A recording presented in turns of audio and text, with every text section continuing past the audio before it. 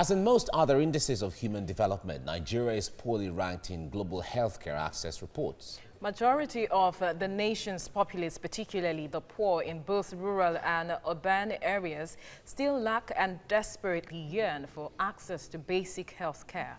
And now to provide some succor for Nigerians and ease access to primary health care, a non-profit social intervention organization, Pistis Foundation, is holding a one-week medical and surgical outreach to cater for to about 4,000 underprivileged people in the Lekki-Ekpe axis of Lagos.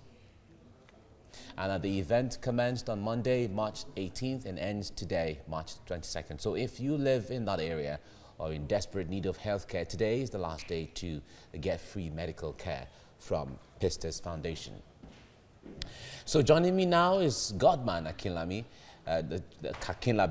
chairman of Pistis Foundation. It's good to have you join me right now. It's my pleasure to be here. Very good. Now, let's talk about the issue of primary health care. Before we go into what you are doing, how critical and how bad is the situation at the grassroots? The situation is really quite critical because when you look at the infrastructural gap, the primary health care centers, when you match it with the population, it's abysmally low.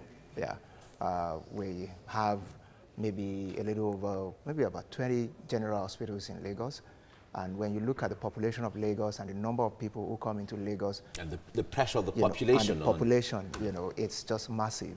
People come into Lagos almost on, on per minute basis, and we don't even have the right numbers right now. So when it comes to the services reaching out to people, what is Pistis doing to meet people at their needs? Yeah, the Pistis Foundation is primarily geared to mitigate the gap, especially in the educational sector. But for this particular event, we're looking at the health sector, especially the primary health care need of people, because health is everything. If you're not healthy, you can't go to school, you can't walk well, you can't put a family together, you can't fend for your family. Talk to us about the source of funding for this project. Okay, the Pistis Foundation is actually a non-governmental organization put together by the Elevation Church. Yeah, so it's a faith-based NGO, and the primary funding for the project and for the foundation for now comes from the church. Okay. Yeah, and other partners.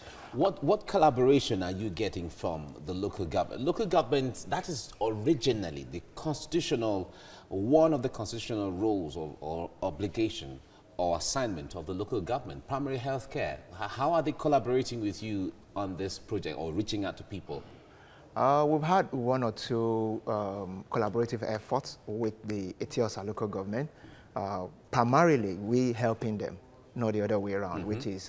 That's why I said it's their constitutional responsibility. Yeah, we'll buy equipment into the primary healthcare centers, the Legushi and different places. But it looks like the local government system in Nigeria is not working the way it's supposed to work.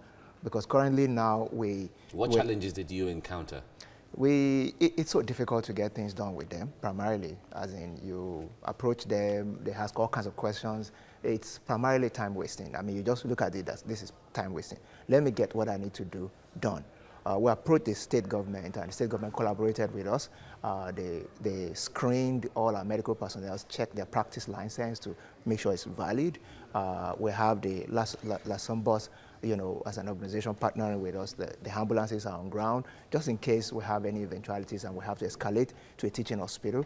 So the representative of the Commissioner for Health in Lagos State was present, I think, on Tuesday, the director in the ministry. And, so we have such collaborative effort, but not in terms of funding or provision of skills. Yeah. Okay. Yeah.